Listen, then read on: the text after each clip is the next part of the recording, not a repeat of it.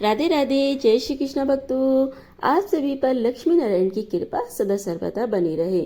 अश्विन मास के शुक्ल पक्ष की आने वाली एकादशी का नाम पापाकुश एकादशी अर्थात पापों पर नाश करने वाली, पापों का अंकुश लगाने वाली एकादशी है। आज की इस वीडियो में आप जानेंगे पापाकुश एकादशी की तिथि, शुभ मुहूर्त और इस एकादशी के महत्व के बारे में। पापाकुश एकादशी का उपवास केवल पापों के नाश के लिए नहीं बल्कि आत्मिक शुद्धि और भक्ति के लिए भी होता है। चलिए अब हम जानते हैं कि कैसे एकादशी हमारे जीवन में सकारात्मक परिवर्तन ला सकती है और कैसे हमारे पापों का नाश हो सकता है। जाने अनजाने में किए गए व्यक्ति के सभी पापों को नाश करने वाली यह एकादशी होती है। हमारे सभी तरह के पापों को प्रायश्चित करने के लिए यह एकादशी होती है।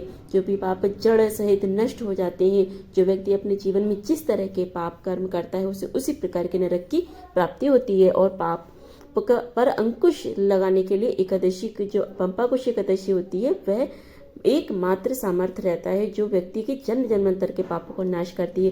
केवल एक ही दिन, एक ही क्षण में नष्ट कर डालती है। तो जो भी व्यक्ति अश्विन माह के शुक्ल पक्ष की पापाकुश एकादशी का व्रत रखते हैं उन्हें अपने पापों का नाश हो जाने के बाद बार बार इस संसार बंधन में नहीं बंधना पड़ता है। उन्हें भगवान की कृपा से मोक्ष की प्राप्ति हो जाती है।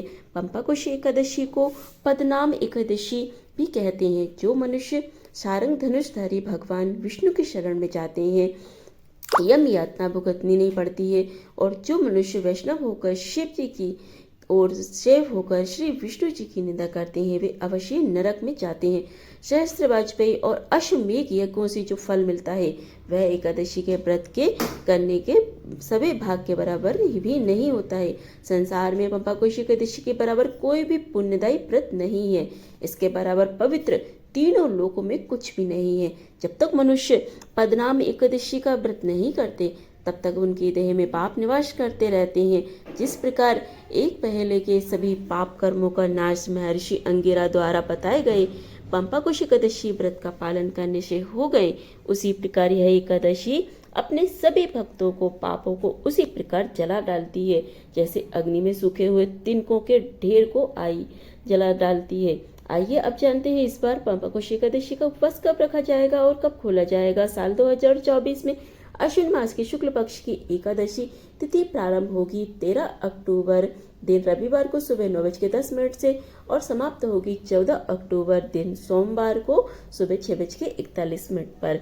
वैसे तो रविवार के दिन सुबह से ही एकादशी लग रही है, लेकिन रविवार के दिन 10वीं तिथि मिली हुई एकादशी होगी, इसलिए सभी वैष्णव को या फिर सभी ग्रस्त जनों को इस बार 14 अक्टूबर सोमवार को पापाकुश एकादशी का व्रत रखना चाहिए। एकादशी का व्रत केवल 14 अक्टूबर सोमवार को ही रखा जाएगा।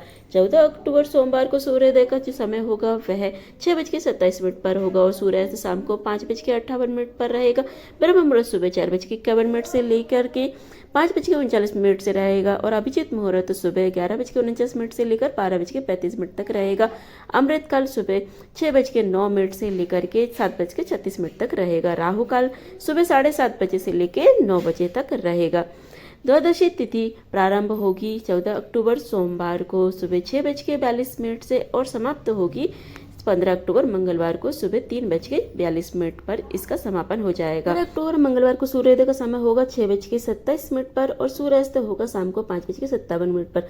ब्रह्म मुहूर्त सुबह 4:51 से लेकर 5:39 तक रहेगा। अमृत काल दोपहर में 3 बजे से लेकर 4:23 तक रहेगा। अभिजीत मुहूर्त 11:49 से लेकर 12:35 तक रहेगा और इस दिन राहु काल का जो समय रहेगा दोपहर में 3 बजे से लेकर 4:30 बजे तक रहेगा। हरिवासर का जो समय रहेगा वह सोमवार को सुबह से प्रारंभ हुआ है और दोपहर में लगभग 12:30 बजे तक समाप्त हो जाएगा। हरिवासर के दौरान भगवान का स्मरण करने, मंत्र जाप करने से भगवान श्री हरि बहुत जल्दी प्रसन्न हो जाते हैं। पापाकुश एकादशी का व्रत 15 अक्टूबर मंगलवार को सुबह 6:27 से लेकर 7:45 तक खोला जाएगा, यानी कि व्रत का पारण इसी शुभ मुहूर्त में किया जाएगा। ध्यान रखिए जो तिथि सुबह सूर्योदय से पहले ही समाप्त हो रही है और जब भी ऐसा होता है तब त्रयोदशी तिथि की शुरुआती कुछ समय में व्रत का पालना करने से कोई दोष नहीं लगता है बल्कि व्रत पूर्ण हो जाता है। इसलिए आपको जो मुहूर्त बताया गया है उसी मुहूर्त के अंदर अंदर आप अपने व्रत का पालन कर सकते हैं। आज की इस वीडियो में हमने जानी है एकादशी तिथि की जानकारी और शुभ मुहूर्त के बारे में। एकादशी की व्रत कथा सुनना बिल्कुल ना भूलें, जिसमें आने वाली वीडियो में आपको पंपाकुश एकादशी की व्रत कथा सुनाई जाएगी। चलिए फिर मिलते हैं अब अगली वीडियो में अगले उपाय, अगली जानकारी और अगली कथा के साथ। राधे राधे, जय श्री कृष्णा भक्तों। वीडियो अच्छी लगी हो तो वीडियो को लाइक और चैनल को सब्सक्राइब करना बिल्कुल ना भूलें और बेल आइकन को जरूर प्रेस कर दें। इससे क्या होता है कि आने वाली वीडियो का नोटिफिकेशन आपको सबसे पहले मिल जाता है। चलिए फिर मिलते हैं अगली वीडियो में अगले उपाय, अगली जानकारी, अगली कथा के साथ। राधे राधे, जय श्री कृष्ण भक्तों।